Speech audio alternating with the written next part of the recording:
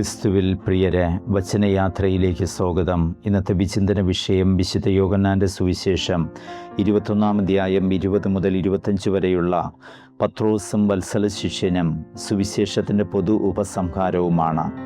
പത്രോസിനെ അജപാലന ദൗത്യം ഫലമേൽപ്പിക്കുന്നതിനെ തുടർന്ന് വത്സല ശിഷ്യൻ്റെ ഭാവിയെക്കുറിച്ച് വിവരിക്കുന്നു. പത്രോസ് തിരിഞ്ഞു നോക്കിയപ്പോൾ യേശു സ്നേഹിച്ചിരുന്ന ആ ശിഷ്യൻ പിന്നാലെ വരുന്നത് കണ്ടു. തിരിഞ്ഞു നോക്കുക എന്നതിനെ കുറിക്കാൻ ഗ്രീക്കിൽ ഉപയോഗിച്ചിരിക്കുന്ന പദം എപ്പിസ്ത്രഫെയിൻ എന്നാണ്. അത് ഇവിടെ മാത്രമേ ഉപയോഗിച്ചിട്ടുള്ളൂ. എന്നാൽ സ്ത്രേഫെയിൻ എന്ന പദം 4 പ്രാവശ്യം ഉപയോഗിച്ചിട്ടുണ്ട്. ഈ തിരിഞ്ഞു നോട്ടത്തിന് പ്രത്യേക അർത്ഥമുണ്ട്. പത്രോസ് തിരിഞ്ഞു നോക്കിയപ്പോൾ യേശു സ്നേഹിച്ചിരുന്ന ശിഷ്യൻ പിന്നാലെ വരുന്നത് കണ്ടു. ഈ ശിഷ്യൻ എപ്പോഴും യേശുവിനെ അനുഗമിച്ചിരുന്നു. ഈ ശിഷ്യൻ ശിഷ്യസമൂഹത്തിന് മുഴുവൻ മാതൃകയാണ്. ഈ യാഥാർത്ഥ്യമാണ് ഈ തിരിഞ്ഞു നോട്ടത്തിലൂടെ പത്രോസിന് ബോധ്യപ്പെട്ടത്. ഈ ശിഷ്യൻ പത്രോസിനേക്കാൾ മുമ്പനോ ഉയർന്നവനോ എന്ന ധ്വനി ഇവിടെയില്ല. യേശുവിനോടുള്ള സ്നേഹം ഏറ്റുപറഞ്ഞ പത്രോസും യേശുവിനെ എപ്പോഴും അനുഗമിച്ച ശിഷ്യനും ഒരുപോലെ ശിഷ്യസമൂഹത്തിന് മാതൃകയാണെന്ന സൂചന നൽകുന്നു. വത്സല ശിഷ്യൻ്റെ ഭാവികാല ശുശ്രൂഷയും ദൗത്യവും എന്തെന്ന് വെളിപ്പെടുത്താൻ സുവിശേഷകൻ ഇവിടെ പത്രോസിനോടൊപ്പം ഈ ശിഷ്യനെയും അവതരിപ്പിക്കുന്നു. യേശുവിനോട് അടുപ്പവും സ്വാതന്ത്ര്യവുമുള്ള ശിഷ്യനാണ് വത്സല ശിഷ്യൻ. അവൻ വരുന്നത് കാണുമ്പോൾ പത്രോസ് യേശുവിനോട് ചോദിക്കുന്നു, കർത്താവേ, ഇവൻ്റെ കാര്യമെന്ത്? വത്സല ശിഷ്യനോടുള്ള അസൂയ കൊണ്ടോ അദ്ദേഹത്തെപ്പറ്റി അറിയാനുള്ള ജിജ്ഞാസ കൊണ്ടോ അല്ല പത്രോസ് ഈ ചോദ്യം യേശുവിനോട് ചോദിക്കുന്നത്. തൻ്റെ സഹപ്രവർത്തകൻ എന്ന നിലയിൽ സഭയിൽ അവൻ്റെ ധർമ്മമെന്തെന്ന് ലോകത്തിന് വെളിപ്പെടുത്തുവാൻ വേണ്ടിയാണ്. പത്രോസിൻ്റെയും വത്സല ശിഷ്യൻ്റെയും സഭയിലുള്ള ദൗത്യവും സ്ഥാനവും വ്യക്തമാക്കാനാണ് സുവിശേഷകൻ ശ്രമിക്കുന്നത്. പത്രോസ് അജപാലകനായി സഭയെ നയിക്കുമ്പോൾ വത്സല ശിഷ്യന് സഭയിൽ പ്രത്യേകമായൊരു സ്ഥാനവും ദൗത്യവുമുണ്ട്. കർത്താവേ, ഇവൻ്റെ കാര്യമെന്ത് എന്ന പത്രോസിൻ്റെ ചോദ്യത്തിന് യേശുവിൻ്റെ പ്രത്യുത്തരം ശ്രദ്ധേയമാണ്. ഞാൻ വരുന്നതുവരെ ഇവൻ എന്നോടൊപ്പം വസിക്കണമെന്നാണ് എൻ്റെ ഹിതമെങ്കിൽ നിനക്കെന്ത് എന്നാണ് യേശുവിൻ്റെ പ്രത്യുത്തരം. യേശുവിൻ്റെ രണ്ടാമത്തെ വരവാണ് ഇവിടെ ഉദ്ദേശിക്കുന്നത്. ഇവിടെ മെനേയിൻ എന്ന ഗ്രീക്ക് ക്രിയാപദമാണ് വസിക്കുക എന്ന് വിവർത്തനം ചെയ്തിരിക്കുന്നത്. ഈ പദത്തിൻ്റെ അർത്ഥം വസിക്കുക, നിലനിൽക്കുക, ജീവിച്ചിരിക്കുക എന്നെല്ലാമാണ്.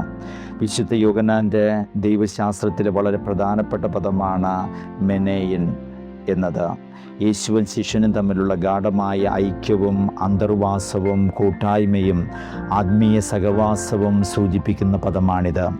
ശിഷ്യൻ യേശുവിലും യേശു ശിഷ്യനിലും വസിക്കുന്നതിലൂടെ ഉളവാകുന്ന ആത്മീയ ഐക്യവും അതിലൂടെ ശിഷ്യനിലുണ്ടാകുന്ന രൂപാന്തരീകരണവുമാണ് ഈ പദം വിവക്ഷിക്കുന്നത്. മെനേയിൻ വിഭാവനം ചെയ്യുന്ന ഐക്യത്തിൽ വളരുന്ന ശിഷ്യന് താനും യേശുവും ഒന്നാണെന്ന് പറയാൻ കഴിയും. യേശുവിൻ്റെ ആത്മാവിനാൽ പൂരിതനായി അയാൾ പുതുജീവിതം നയിക്കും. ഈ ഐക്യം ഭൗമിക ജീവിതകാലത്തും മരണാനന്തരവും നീളുന്ന അനശ്വരമായ ആധ്യാത്മികവുമായ കൂട്ടായ്മയുമാണ്. തൻ്റെ രണ്ടാമത്തെ ആഗമനം വരെ വത്സല ശിഷ്യൻ യേശുവുമായുള്ള ഗാഢബന്ധത്തിലും ഐക്യത്തിലും ജീവിക്കും എന്നാണ് യേശു പറഞ്ഞത്. ഭൗതികമായ മരണം ഈ ശിഷ്യൻ്റെ ഭൂമിയിലെ അസ്തിത്വത്തിന് അവസാനം കുറിച്ചാലും അദ്ദേഹത്തിൻ്റെ മരണാനന്തരവും യേശുവിലുള്ള വാസം തുടരും. ഈ പ്രവചനത്തിൽ ശിഷ്യൻ്റെ ഭൗതിക മരണത്തെ യേശു നിഷേധിക്കുന്നില്ല. എന്നാൽ അദ്ദേഹം മരിക്കുകയില്ല എന്ന ചിന്ത തെറ്റിദ്ധാരണയാണ്. യേശുവുമായുള്ള ബന്ധവും സംസർഗവും മരണാനന്തരവും തുടരും എന്നാണ് ഇവിടെ വിവക്ഷിക്കുക. വിശുദ്ധ യോഹന്നാൻ്റെ രചനാതന്ത്രമനുസരിച്ച് നാനാർത്ഥ പ്രയോഗവും തെറ്റിദ്ധാരണയും പരക്കെ ഉപയോഗിച്ചിട്ടുണ്ട്. ഇവിടെയും അത് വ്യക്തമാണ്. മേനേയിൻ എന്ന വാക്കിൻ്റെ അർത്ഥം ആത്മീയ സഹവാസവും ഐക്യവുമാണെങ്കിലും ജീവിച്ചിരിക്കുക, നിലനിൽക്കുക എന്നീ അർത്ഥത്തിലും വ്യാഖ്യാനിക്കാവുന്നതാണ്. അത് തെറ്റിദ്ധാരണയുണ്ടാക്കും. യേശു ആ തെറ്റിദ്ധാരണ തിരുത്തുകയും ചെയ്യുന്നു. വത്സല ശിഷ്യൻ്റെ ദൗത്യം യേശുവിൽ വസിച്ചുകൊണ്ട് അവിടത്തേക്ക് സാക്ഷ്യം വഹിക്കുക എന്നതാണ്. പ്രഘോഷണപരവും അജപാലനപരവുമായ ദൗത്യമാണ് യേശു പത്രോസിന് പരമേൽപ്പിച്ചത്. വത്സല ശിഷ്യന് നൽകപ്പെട്ടതാകട്ടെ ധ്യാനാത്മക സ്നേഹ ശുശ്രൂഷയാണ്. ഇവ രണ്ടും ക്രിസ്തുവിന് സാക്ഷ്യം വഹിക്കുവാനുള്ള ശിഷ്യരുടെ ഉത്തരവാദിത്വത്തിൻ്റെ രണ്ട് വശങ്ങളാണ്. ഈ രണ്ട് ദൗത്യങ്ങളും ക്രിസ്തുവിനോടുള്ള ഗാഢമായ സ്നേഹത്തിൽ നിന്നും നിർഗളിക്കുന്ന ശുശ്രൂഷയാകണം. നീ എന്നെ അനുഗമിക്കുക എന്ന് യേശു പത്രോസിനോട് വീണ്ടും പറയുമ്പോൾ അജപാലന ധർമ്മത്തിൽ പുലർത്തേണ്ട നിഷ്കർഷ അദ്ദേഹത്തെ ഓർമ്മിപ്പിക്കുന്നു. അജപാലന ധർമ്മം ആധിപത്യം പുലർത്തുവാനുള്ളതല്ല, മറിച്ച് യേശു കുരിശുമരണത്തിലൂടെ പ്രകടമാക്കിയ ശൂന്യവൽക്കരണവും സ്നേഹവും പ്രായോഗികമാക്കുവാനുള്ളതാണ്. അങ്ങനെ മാതൃകാപരമായ ഇടയധർമ്മം നിർവഹിച്ച് യേശുവിനെ അനുഗമിക്കുവാനാകണം.